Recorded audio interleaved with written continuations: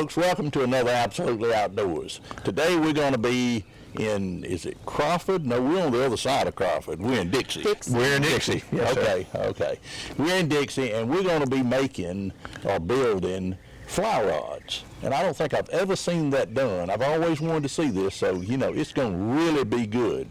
But anyway, Kevin is here, and he's going to introduce himself and his wife, and we're going to go inside and build some fly rods. Sounds good. Hi, everyone. My name's Kevin Aker. Glad you're tuning in to see us today. I'm the owner and operator of Opelika Rods. I'm the one that builds the custom rods. This is my wife, Renee. She's the one that assists me. Couldn't do it without her help, but it's definitely a team effort, and we look forward to showing you how we build fly rods and other type of fishing rods. Any kind of fishing rod you're looking for, we can certainly build it. Anything from an ice fishing rod all the way up to a saltwater fishing rod. Okay. So whatever you need. So we're happy to show you what we do today. Yeah, we want to get inside because I've never seen this done, and I've often wondered how you did it, and I've always wanted to see it done. And so I want to see you make some rods. You didn't introduce your mother over there. Uh-oh. Well, turn her around. Okay, well, this is my mother, Marilyn. She joins us as far as she makes all of our bait towels and all of our shirts. She's our sewing expert, and she also helps with advertising our business through social media and things like that. So another great asset to have to the Opelika Rods team. Well, thanks for being here, Mom.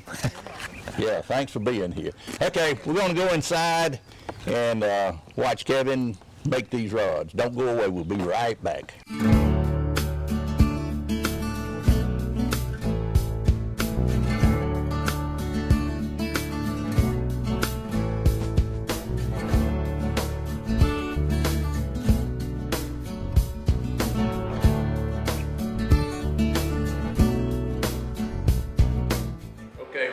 Kevin's shop now, and we're going to walk around and get Kevin to explain some of this stuff. So where do you want to start? Okay, we'll be happy to. We can start right here, which is actually one of the first stations that we'll use when we start to build a rod. This is where I start making the handles at. Basically, this is just a 4-foot lathe that was made originally for like turning wood and stuff. I've made a few modifications to help me out. I've just welded a simple drill chuck on here to hold the spindles for the handles themselves. And then when it comes on, you spin that, and I have my cutting tools right up in front of me here to where I can actually work it down to the diameter and the shape of whatever the customer wants. Now on this particular one, we're using the colored EVA foam for the handle because the customer wanted a red, white, and blue handle. I like that. That's going to turn out good. Oh yes, sir. Yes, sir. Turn out really good. And it's rough course right now. It's been glued together. It was glued together last night, but all those marks and everything, of course, will come out when it gets spun down to a round handle. We may get to that today and show you if we actually get that far and we start working on that. But that's where all of this takes place. And then once you get it rough sanded down, or roughed down, you take some fine sandpaper and make it smooth and shine it all up. That's gonna be pretty. I like that. I want one like that.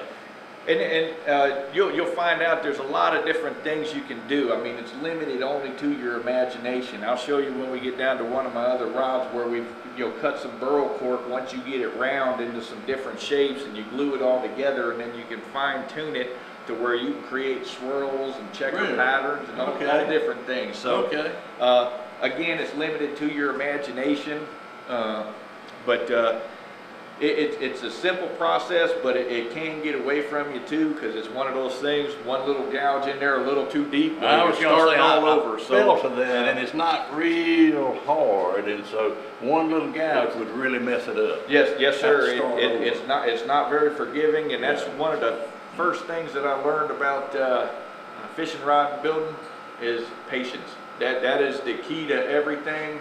Everything happens in phases. I mean, even if for one day all you get done is gluing the pieces together, let them dry, because if you hit it too soon, you did all your work for nothing, and you're going to start over anyway. Right. But once we get it turned down to the handle, to the shape and the design of what we want, then we're going to move on to the next phase and get it set up to be put on the rod. Okay, so the next phase is once we've got the handle built and designed the way we want it and got it to the right circumference, we're going to make sure that the inside of it fits properly to the rod. Okay. So we'll do that over here. Couple ways that we can do that. Number one, I like using the power drill. Figured you was gonna say that, but you can be off just a little bit and ruin the whole thing. Well, now the foam is a little more forgiving than the cork. You're Okay. absolutely right. The Now cork. for the cork, I've actually got a handle that goes on to the sanders. Okay. All right. So, and I actually do those by hand Okay. because they're not as Okay. forgiving. If you're off a little bit with the cork, then it's going to be crooked on the rod Right. when it gets When I on there. saw this, I said, I would never try that. Yeah, and it does take some practice, Uh-huh. and there's different ways you can do it. I'm comfortable with doing it straight up and down like this, and when I put it on there, I'm very loose with it. And again, patience is key. I take my time and let the sanding rod do the work for me. Okay. If I try to force it down in there, that's when you're going to get crooked and you come out at an angle and you get things tend to be more wrong. So it takes a little bit longer, but I like to do it like that. But on a cork handle, yes, I would certainly use the hand reamer to make sure that I get it right and all that kind of stuff. And additionally, like for the foam handles, you can be a lot tighter on the rod. It doesn't have to slip down on the rod because when you put the glue on there, it actually acts as a lubricant and it'll slide right down into position. A cork fit, you want it to be snug but slightly loose so you're not forcing it, because over time that cork will end up cracking if you put too much pressure on it, putting it down there on the rod itself. I have had them rods to start moving with me. Okay, working their way loose? Oh, yeah. Working their way loose when they get a little age on them. Yeah. Let me say something right now. This is really good, and I want to encourage everybody out there to go to CTV Beam, Absolutely Outdoors, and what are you going to name this, Chris? We're gonna name it, Making Fly Rock Fishing. Making fly rods. Okay. So be sure and pass that around. If you want to see it again, it's going to be on YouTube. So go to CTV Beam, Absolutely Outdoors, and look for Making Fly Rods, because Kevin is going to say something today that you'll probably forget. You'll need to watch it a couple more times and tell all your friends to watch this. Okay, I'm sorry. Go ahead. All right. Well, I appreciate that. But now, once we get the handle grips set up, then we move to actually the butt of the rod. Now, there's a couple of different ones Have you that got a you can do handle on where this. people can see what we're talking about? Couple of different ones. Now, Oh, yeah. this Okay. this one is the one that I was telling you about. See how we cut out the burl cork, and then when we glued it together, we cut it in a jig to where it was on like a triangle. You glue it together and you finish it down, and it gives you different patterns coming in there. Oh, I like that. So- I like the red, white, and blue better, but I like this. Well, now see, when we get the red, white, and blue spun down to where it's round, I'll show you the jig here in a minute where you can set it in there and you can cut out different designs, and we could actually do this exact same thing out of red, white, Really? and blue in there. Yes, Oh, sir. okay. Yes, sir. Okay. And but yeah, this is the cork handle actually installed on the rod. Now this is a solid one-piece handle for it. But like what I have on the lathe over And here. This is just a stock piece of fiberglass. Yeah, well this is what's called a blank. A blank. All right. That was- So now and And then you put the eyelets and all on it. yes, sir. And I'll show you exactly how we go about that, because Okay. there's actually a science to that, and that's probably what I consider the most important part of building a good rod. Yeah. Is the very first step is finding the spine and getting everything aligned correctly before you even start. So there's a lot to be said for that, and knowing the power of the rod and where the power is at in the rod, so that you Right. can build the proper rod for your customer. Yeah, I'll get to that in just a few minutes. But yeah, now this is, again, like I said, this is a solid handle here, and this was to, exactly what the customer wanted as far as length. And being, for this is actually for a little bit bigger of a hand right here, somebody like me. But This would be a bait casting. yes, this would be a casting rod. Yeah. Easy to tell just because of the trigger right here. But yeah, that's how that's all set up. All right. good. But now, like now see those, when you're making the handle for that, you can spin it all the way down because you've got the hole on the bottom. But now, like if you see what I've got on the lathe over here, this is what's called, now this is going to be a spinning rod, but that's got the split grip. So, so the butt is actually separate from the handle itself. All right, so for that I use my drill press there, and you have to bore a hole close to the diameter of the rod down inside there. And again, patience is always the key, because you wouldn't believe how hard it is. Sometimes that's the most difficult part, is to get in that straight down in there and perfectly centered on there, because if it's not, you can tell on the rod, because it'll move side to side as you turn the rod by hand.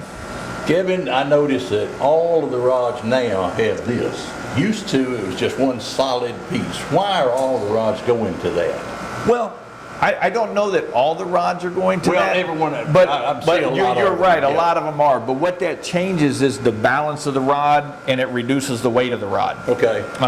For instance, I'll show you one of the rods that I've got finished a little bit later on. The customer's only concern was he wanted the lightest thing possible because he has some elbow issues, and after casting a bunch, it started to hurt his arm. So number one is weight reduction.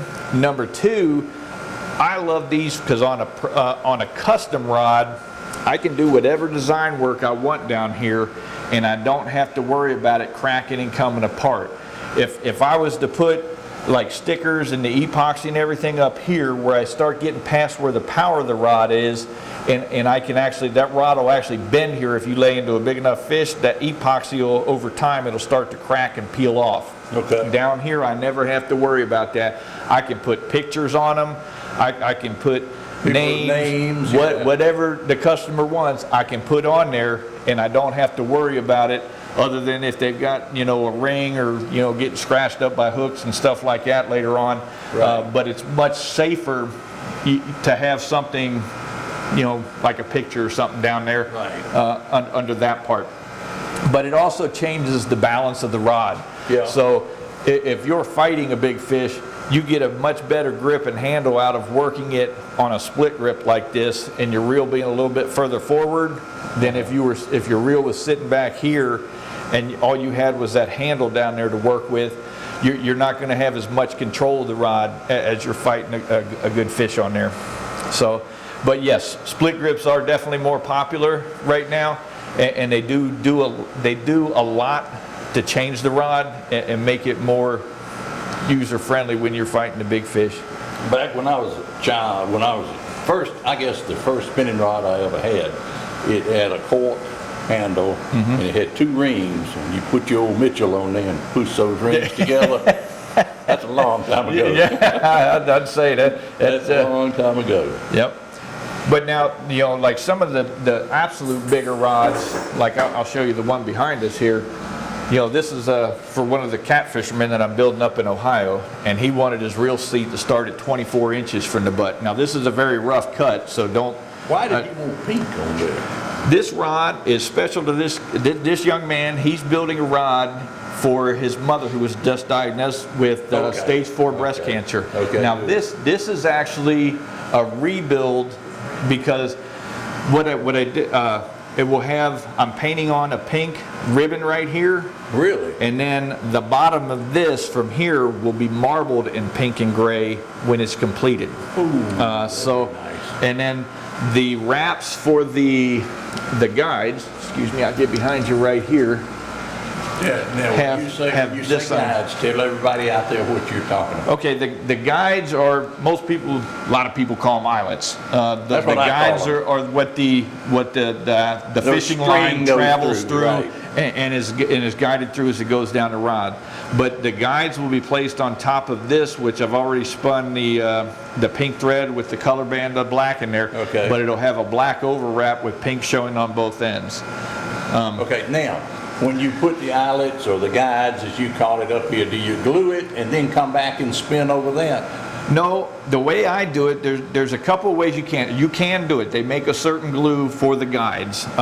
I choose not to use that because anything you get underneath there over time can eventually work loose. And I'm a firm believer in that. Even the thread, because a lot of folks you'll see will do the thread work like this, then you can epoxy that and then set the guide on top of that. That'll give you a better finish at the end as far as what it looks like. But for performance wise, you've created an extra layer in there to when that wears down, you know, because that guide will eventually move and have vibrations. Yeah. But when that wears down, that guide can eventually work loose and break free. So when I do it, I'll put the guide on here because this is a bigger rod.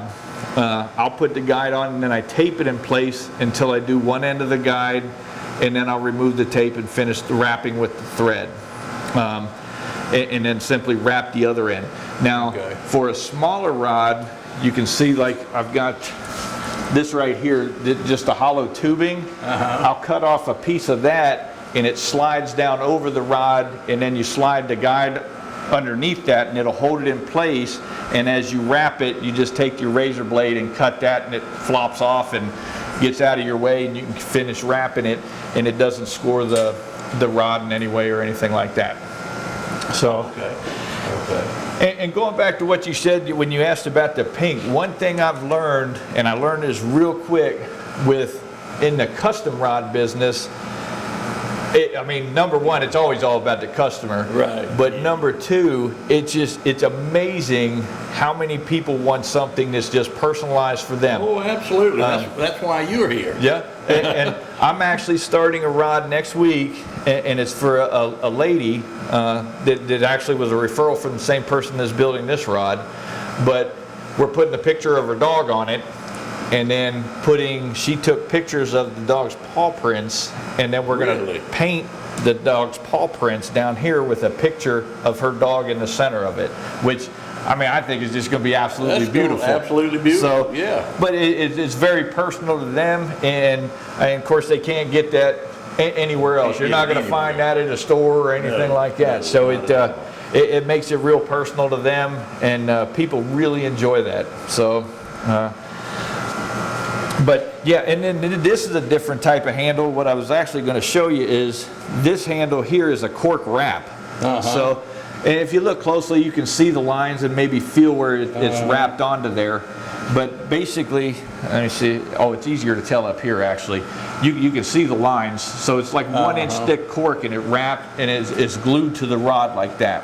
But again, two functions to that. Number one is for somebody with a little bit smaller hands, because you can get a good grip on the rod. But number two, one of my guys that I build saltwater rods for, he absolutely loves this type of grip, or just leaving the rod bare, so that you can actually, if you're just laying your finger on there and something hits that line, you can feel it immediately. Right. So there's no question whether or not something's playing with your line, or you've been tagged by a fish, or whatever's going on.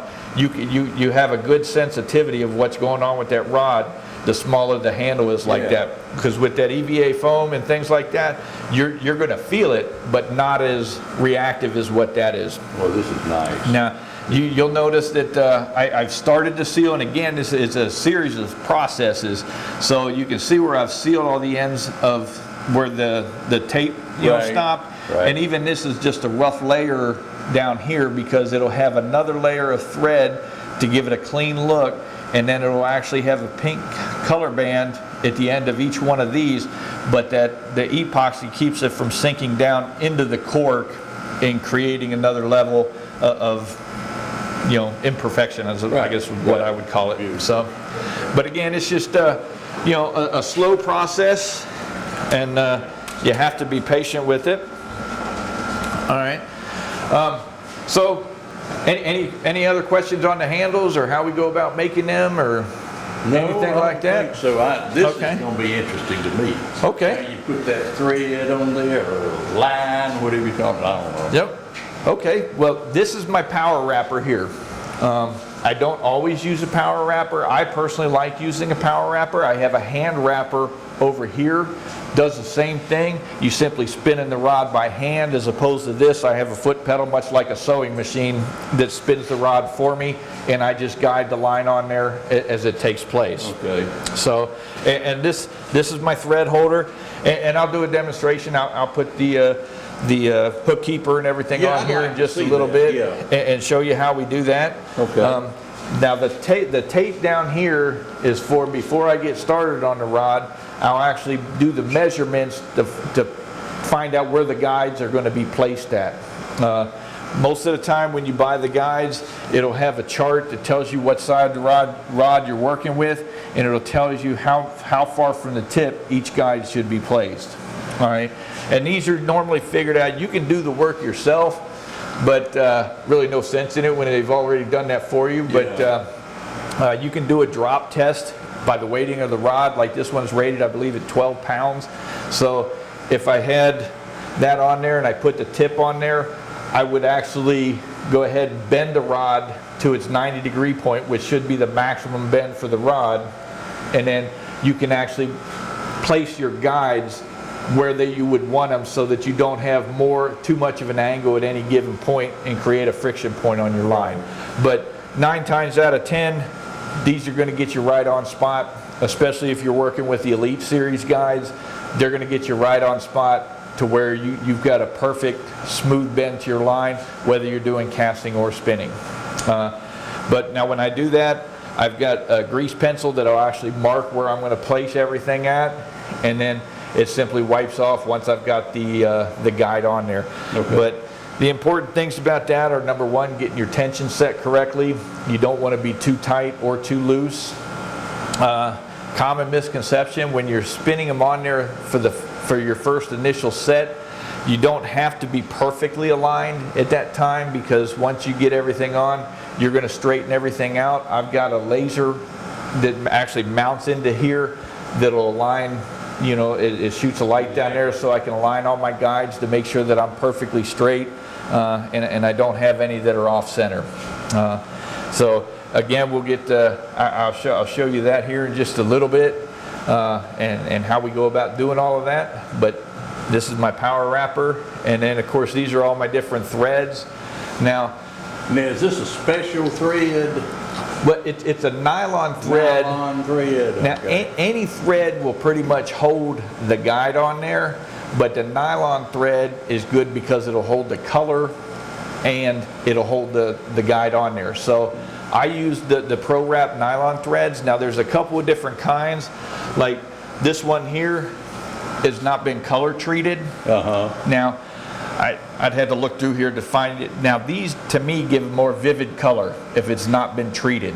So if you wanted something to really stand out, I would use a non-color treated thread, and then I have a color treatment that I'd put on there, because otherwise once you put the epoxy on there, it changes the color of it. Right.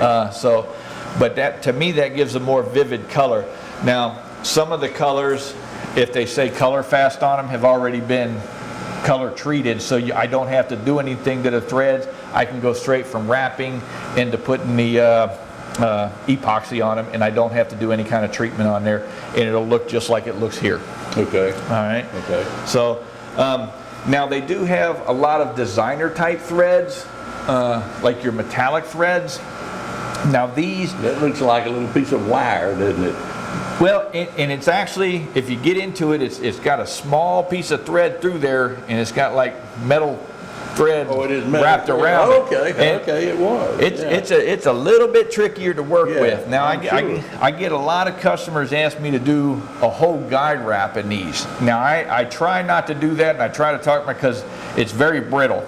And like if I did a whole guide in metallic thread, I could probably take that guide and give it enough force, and I could break it off of there, Right. because it is so brittle. But they work great for color bands, and also to like do design work down here at the bottom and stuff like that. So they work great for that. You can get all different kinds. I mean, we've done some really neat things with this, and of course you've got your braided line, which is thicker. that comes in handy if you're doing like a diamond wrap or an X wrap or something like that, because it really stands out, and then you can do some fine thread work on the outside of that, and it really turns out nice. And also some of the braid, if you've got like if I'm rebuilding a rod, somebody has, I've got a couple rods over here that are older rods that people want rebuilt. If it's got some scratches in the finish or some imperfections, it's great for a cover-up. So nothing I can do to fix the rod or the imperfection, but if I can cover it up to make it look good for the customer, again, certainly want to make the extra effort to do that. Right. Okay. But and then the last station down here is my finishing station.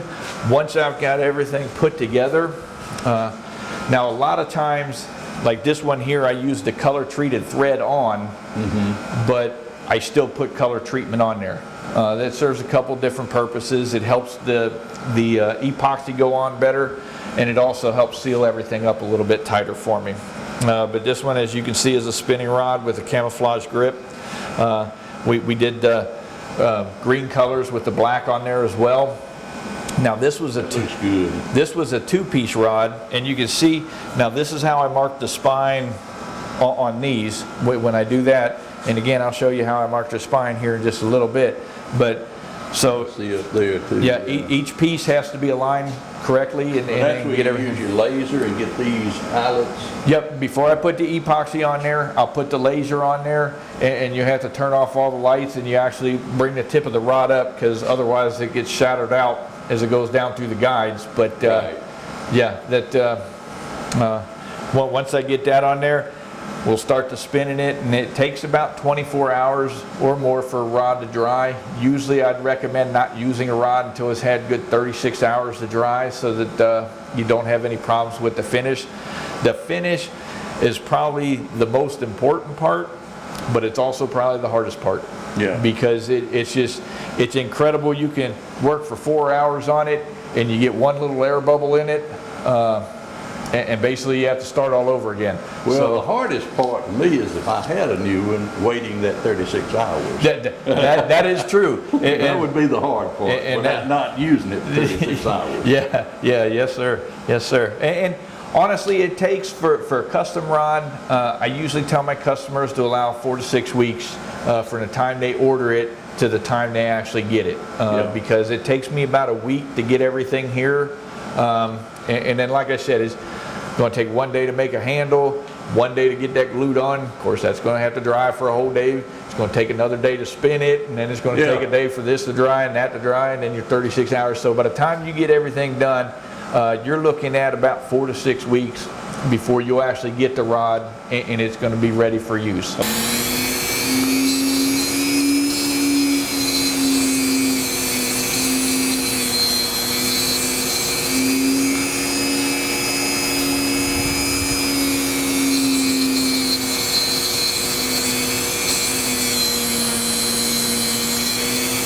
And I do that to all of my guides as well, so that I have a smooth transition of line from the rod up onto the guide.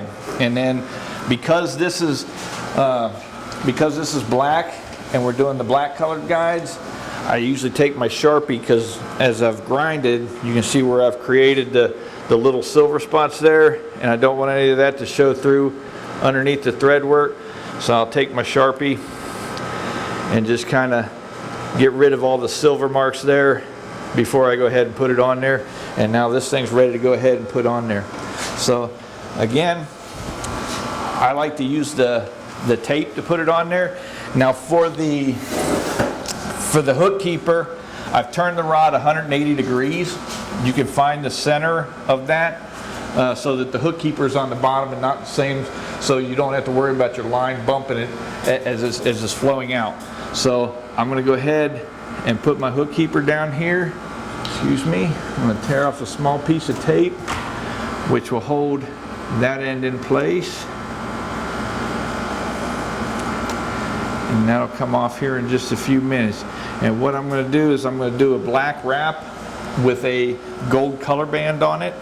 So I will start off with my black thread, And one of the most important parts of this is to have the exact same count so that you can do the exact same thing on each side of it.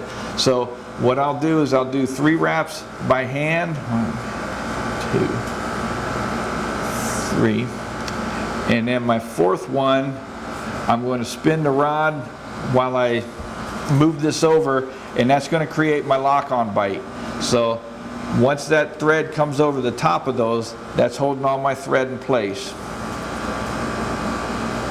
So I'll go ahead and spin that for 2 more times, and then I'm going to get ready to add my color band. I need to get a couple of my tools here real quick. Just give me a moment.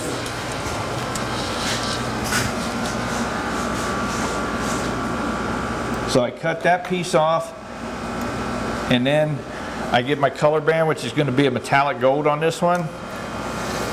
So I'll pull me off a little bit of that. Lock it in there. Now, of course, I dropped the piece that I cut, so start that over. All right, so once I slide that underneath there, now to lock that in place and to make sure I have the same number on each side, I'm going to do 5 more turns. 1, 2,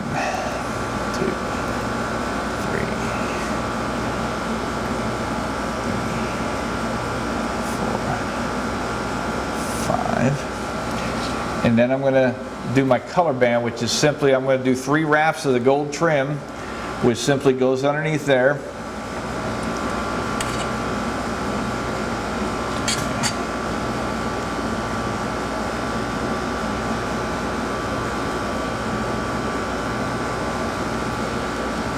And then I'll lock that back in using my red thread. Now, if you look closely, you can see the gaps in the thread because of where I did that. I'll use my burnishing tool, just slide everything close together and get it all positioned exactly where I want it. And that also helps tighten up the threads, which if you've ever seen a rod where when you look at it, you can see the gaps between the thread. If somebody's paying for that, they really don't want to see that. So like if you come down here, you can somewhat see some of those gaps. You simply use your burnishing tool, make sure everything's nice and tight. That way it'll look completely smooth when you put the varnish on there. You won't ever even be able to tell that it's threads. It'll look like a solid casting. So cut the excess off of there. Now to get over the initial part of my foot there, I'll simply, and again, see like right here where you can see the gold that's underneath there? Yeah. I'll take my burnishing tool and just slightly tap those in there. That tightens up them threads, and that's completely gone. All right. So now, once I've got it to that point, I can go ahead and use my power wrapper, and I'm going to turn up my speed just a little bit. And I simply walk the thread down there. Now once I get close to the end, and I'll have about what I guess to be another 10 wraps left, now I need to put my bite in here so that I can lock that thread down. Now people use different things. You can use a piece of the thread itself. I find it easiest to use just a piece of 6-pound test, where I'll just form a bite underneath there. And then I'll cover that up, wrap it until it's all the way to the end of my foot there. Once I'm there, I simply hold the thread in place using my finger, cut the thread off, feed that through the bite that I just made. And it's important if you let go of that finger before you have control of this line, your entire wrap comes undone and you start over. And then what this will do is that simply pulls it underneath the threads that I've done, and everything's locked into place. All right, so now what I'll have to do is cut these excesses off. Simply use a razor blade, lay it flat on there. And again, you have to be careful so that you're not touching it, and you always pull the string into the razor blade, not try to do a cutting action. Yeah, all right. you could cut some. Yeah, well, if you score those threads, then you've got all kinds of trouble. But yep, and then just make sure everything is tight. You clean up all the little excess pieces there, and that wrap is done. And then you can take your thread off, and you'll do the exact same thing on the other side. And that's exactly how you do all the guides and everything when you put it together. Beautiful. So, and you'll find out as you do it, black is probably the most forgiving. Lighter colors are a lot harder to work with. I find it when I'm working with a light thread, I have to do much tighter tension on this and really work to get them close together, because every flaw will show up on a light colored thread. So that's it's really key. But now you can do as many color bands or as many different color bands as you want. Some of the rods that I've done, if I'd have left that on there and done another couple rolls of black, then I could have done, you know, like two separate gold bands, whatever the customer wants. Right. So again, the sky's the limit with this. Great. And it's also important to make sure you're working with the same size threads. Like you can see this one here is like a size D thread. Now, if somebody was just beginning to make fishing rods or had never done that before, I would strongly recommend that they start off with a size D, because it's a little bit thicker and much easier to work with. Probably easier to work with. Right. That is so fine right there. I don't know that my hands are steady enough to work with that. Well, my hands don't give me as much problem as my eyes do. Well, I was gonna say, I'm sitting here straining trying to see this. Well, and I've actually got this here too, because and it's a magnifying lens with a light inside there. And some of the ones that where I get into and it's very intricate, it's much easier to use something like that.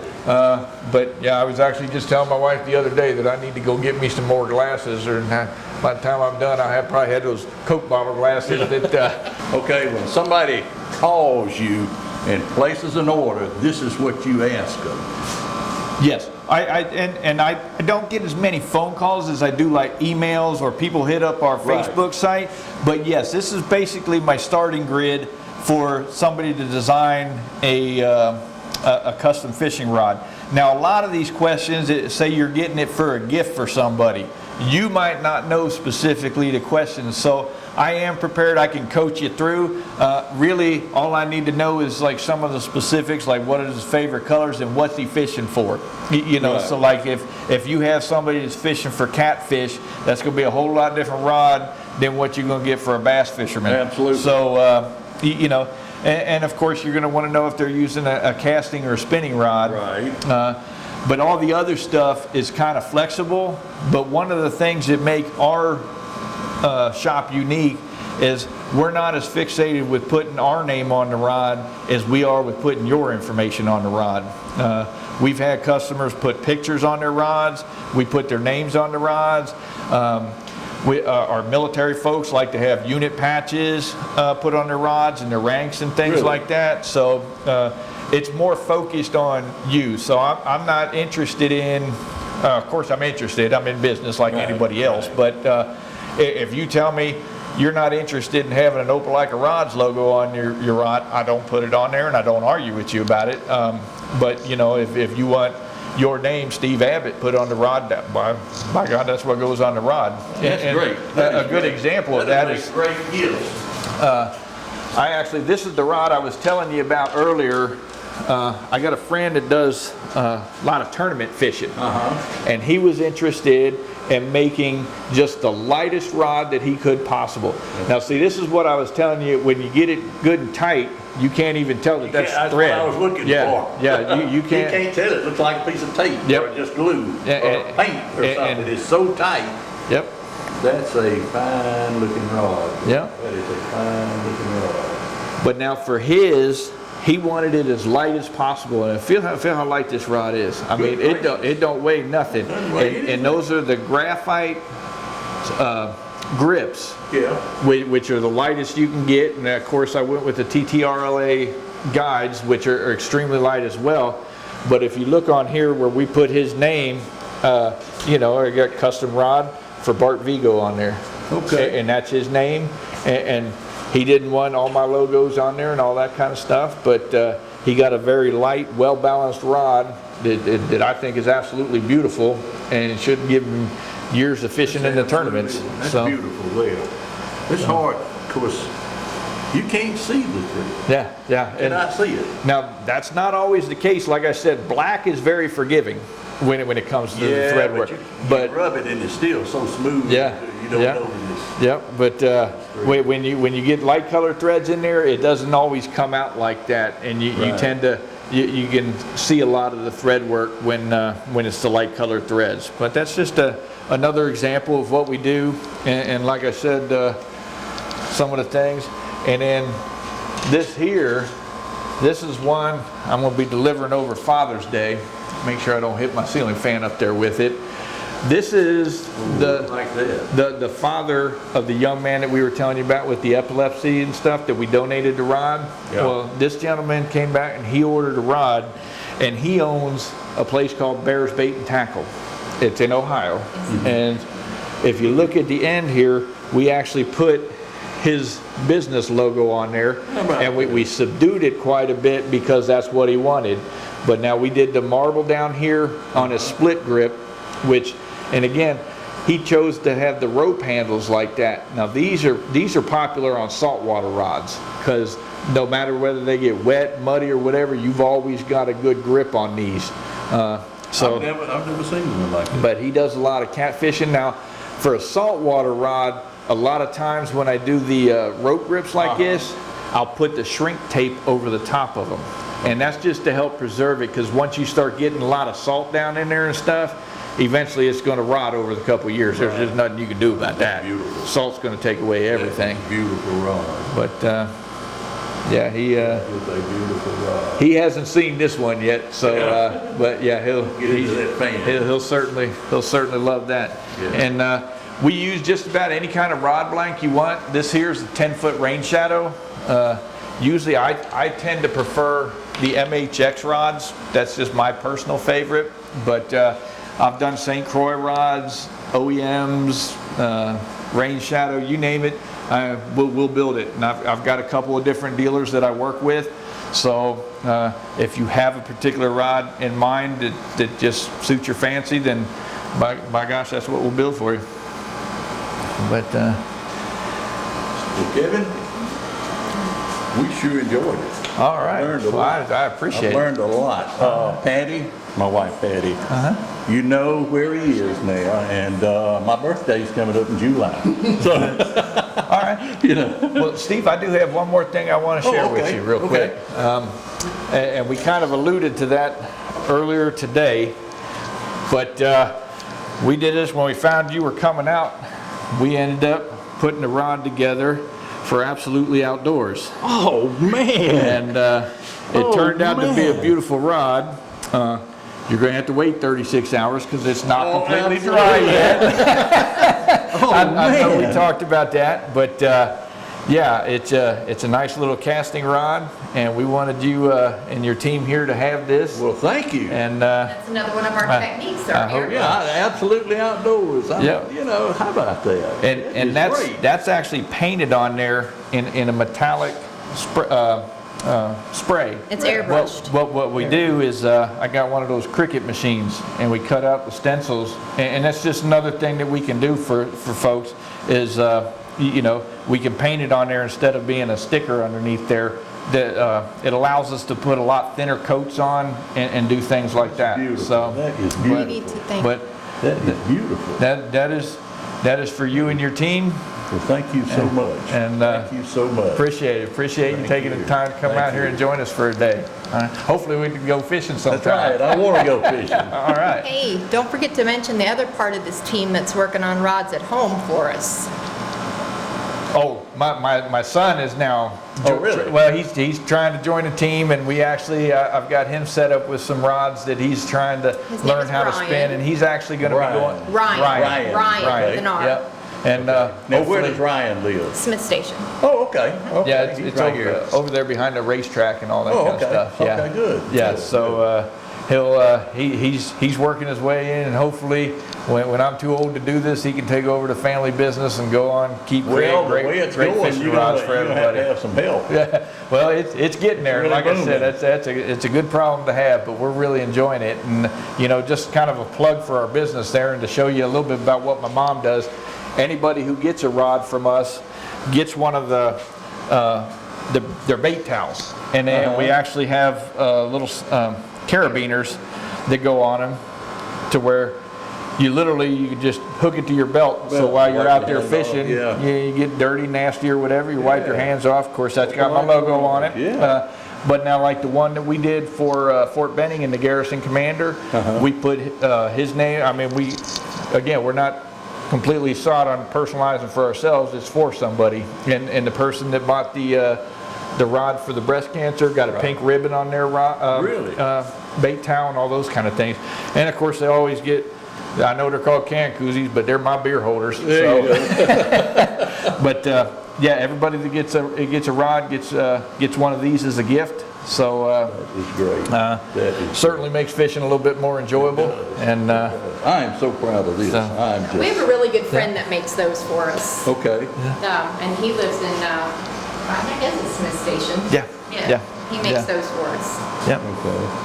Yeah. Well, this is absolutely great. I really enjoyed this. Learned a lot. Not that I could do it, but I'm glad that I could see it done. Well, I hope you don't start doing it. I hope you come to me and I can build all your fishing rods for you. Absolutely. So, Again, I really appreciate it. All right, well, I really enjoyed it. thank you for It coming was out great. and seeing us and So, spending the day with us. I That's appreciate right. it, sir. Thank Great. you. Thank you for watching. Hey, Kevin, I can't say enough about you. You just do a great job out here, and it's just so interesting. Me being a fisherman, I'm really interested in it, but it's just been great. But you think about rods, think about Kevin. And for CTV Beam, I'm Steve Abbott. We got Kevin here, and the boss over here. Thanks for watching. See you next week.